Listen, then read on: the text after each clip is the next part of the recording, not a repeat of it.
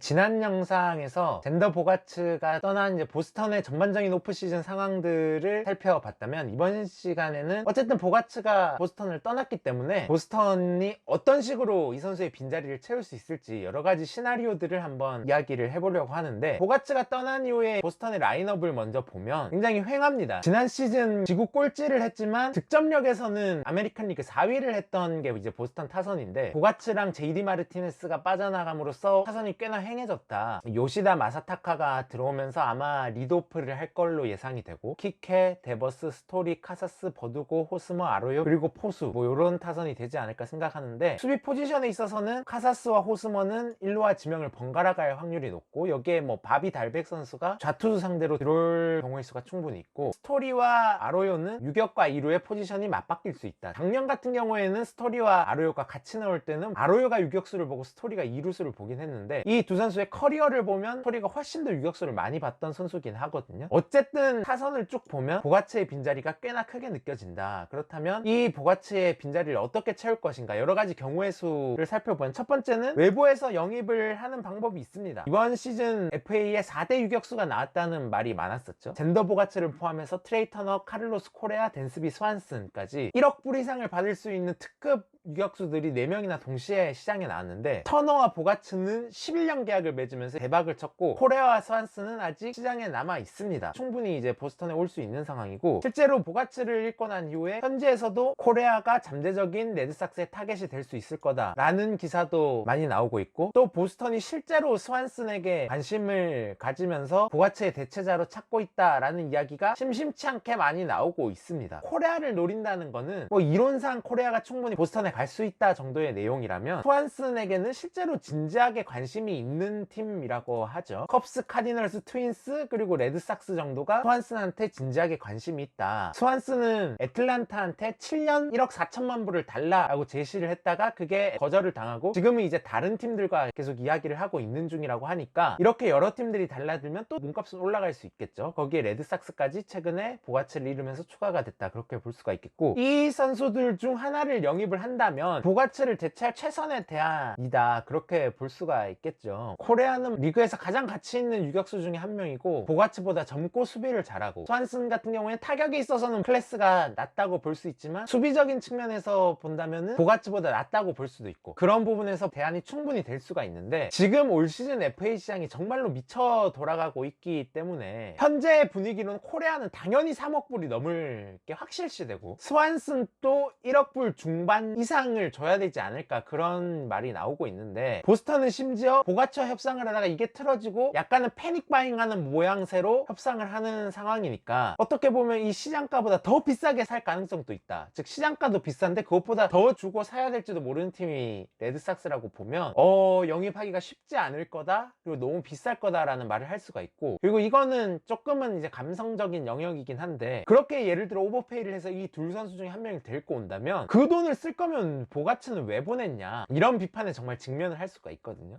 이 두 선수를 영입을 하는 게 아주 쉽지만은 않을 것이다. 그나마 영입을 한다면 스완슨 정도가 가능성이 있지 않을까, 그렇게 생각을 하고, 또 두 번째로 굉장히 유력한 시나리오 중 하나가 현재 중견수를 맡고 있는 키케 헤르난데스를 2루로 보내고 스토리를 유격수로 보내는 안을 생각을 할 수가 있겠습니다. 스토리는 아시다시피 2022 시즌 전까지는 커리어의 전경기를 유격수로만 나온 선수거든요. 그러다가 보스턴과 계약을 하면서 보가츠가 있기 때문에 지난 시즌엔 전경기를 2루수로 출전을 했는데, 그리고 이 선수가 팔꿈치 부상 때문에 송구에 조금 문제가 있다는 말도 있기 때문에 여차저차해서 2루로 갔는데, 어쨌든 유격수로 커리어가 굉장히 긴 선수기 때문에 유격수 출전이 가능하지 않을까. 스토리가 유격수로 간다면 2루 자리는 키케가 충분히 메울 수 있다. 키케는 메이저리그를 대표하는 유틸리티맨으로 외야 전 포지션, 내야 전 포지션을 실제로 메이저리그에서 다 소화를 했고, 심지어 투수까지 소화를 해서 포수 빼고 모든 포지션을 이제 소화를 해본 선수인데, 보스턴에 와서는 주전 중견수로 확고히 자리를 잡아서 출전을 하고 있는데, 통산 2루수로도 1700이닝을 넘게 뛰었고 유격수로도 600이닝을 넘게 뛰었기 때문에 스토리 유격, 키케 2루도 가능하고 키케 유격, 스토리 2루도 가능한데, 이거는 스토리의 팔꿈치 상황이 유격수를 볼 수 있느냐 없느냐에 따라서 갈리겠죠. 그렇다면 이제 키케 헤르나데스가 보는 중견수 자리에 누군가를 세워 넣어야 되는데, 마침 그 중견수 자리에 딱 알맞는 매물이 있습니다. 피츠버그 파이어리츠가 브라이언 레이놀즈에 대한 트레이드 업그레이드가 가능하다라고 이제 선언을 했고, 그렇다면 보스턴은 외야 공격력을 업그레이드 시키면서 중견수까지 볼 수 있는 딱 알맞는 선수가 트레이드 시장에 나온 거고, 실제로 보스턴이 관심 있다는 보도도 여러 차례 나왔는데, 이 선수의 타격력은 말할 필요가 없죠. 30개에 가까운 홈런을 치면서 통산 OPS가 0.8 중반대를 기록하는 중견수니까 보가츠가 빠진 그 공격력적인 공백을 최소화할 수 있는 그런 카드라고 볼 수가 있겠고, 그런데 조금 신중하게 생각을 해봐야 되는 부분이 있습니다. 왜냐하면 레이놀즈를 데려오려면 꽤나 큰 유망주 손실이 불가피해야 하거든요. 근데 보스턴의 상황이 유망주를 팔아서 막 달릴 때인가 하면 그런 결정을 하기 쉽지가 않습니다. 왜냐하면 지금 아메리칸 리그 동부지구의 나머지 네 팀들이 워낙에 강력하기 때문에 여기서 잘못 유망주 팔고 뭐 하다가 실패를 해버리면 어설프게 암흑기만 길어질 수 있는 결과를 낳을 수 있으니까, 레이놀즈가 오기만 한다면 사실 베스트 핏이긴 한데 조금 고민은 필요한 무브다, 그렇게 볼 수가 있겠고, 또 세 번째로는 오히려 아무 외부 영입을 안 하는 것도 하나의 방법이 될 수가 있어요. 그렇다면 스토리와 아로요가, 스토리가 가능하다면 유격, 아니면 스토리가 2루로 가고 아로요가 유격수를 볼 수도 있고, 어쨌든 그 포지션은 제쳐놓고서라도 스토리와 아로요가 키스톤을 하면서 추가 영입을 안 하는 방법도 있는데, 그게 왜 가능하냐면 지금 보스턴에는 전미 최고의 유격수 유망주인 마르셀로 마이어가 지금 팜에 있습니다. 작년 드래프트에서 1라운더로 지명이 됐었고, 팬그래프, MLB.com, 베이스볼 아메리카 각종 매체에서는 이 선수가 드래프트 전체 1번 유망주라고 다들 예상을 했었는데, 어떻게 운이 좋게 보스턴이 4번에서 이 선수를 뽑았고, 현재 레드삭스 팜 유망주 1위고 전미 유망주 7위인 선수니까. 근데 이 선수가 지금 만 19세고 아마도 2024년 내지 2025년쯤에 메이저리그에 데뷔할 수 있지 않을까 생각을 하는데, 만약 요때 메이저리그에 이 선수가 데뷔한다는 확신이 있으면 1년에서 2년 정도는 스토리 아로요 조합으로 버틸 수 있지 않나. 그리고 저 2루수 자리에는 지터 다운스라는 어느 정도 레디된 유망주도 있으니까, 그렇게 되면 동가 유망주를 전혀 낭비하지 않고 마이어를 기다리고, 마이어가 주전으로 자리 잡을 때 동가 유망주를 써서 함께 이제 팀이 컨텐팅을 하는 그림을 그려볼 수가 있겠는데, 사실 근데 이렇게 되면 내년 시즌이 정말 재앙이 될 확률이 높습니다. 왜냐하면 보스턴이 어쨌든 지구 꼴찌 팀이었는데, 지구 꼴찌 팀에서 젠더 보가츠라는 팀 내 최고 선수를 잃었는데 추가적인 보강 없이 시즌을 시작을 한다? 그러면 리그 꼴찌급 암울한 성적을 찍으면서 보스턴 정도 되는 구단에서 2년 연속으로 지구 최하위를 기록한다? 이거는 재앙이나 다름이 없는 상황이거든요.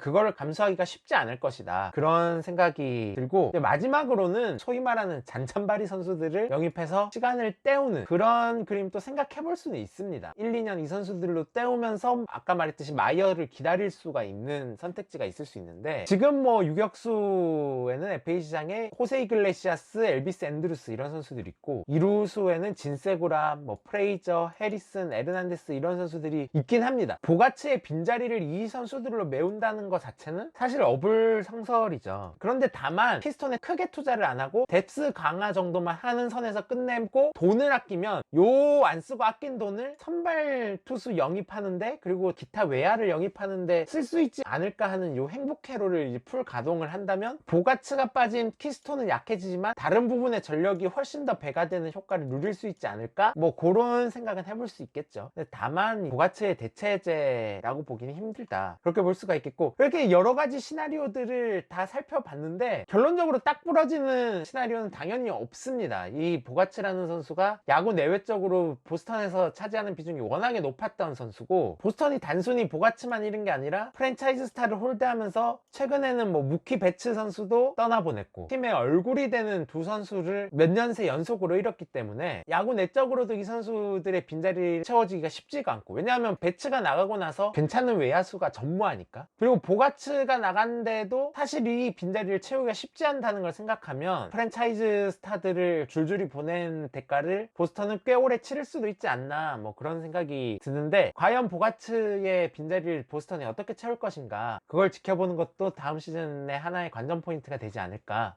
그렇게 생각을 합니다.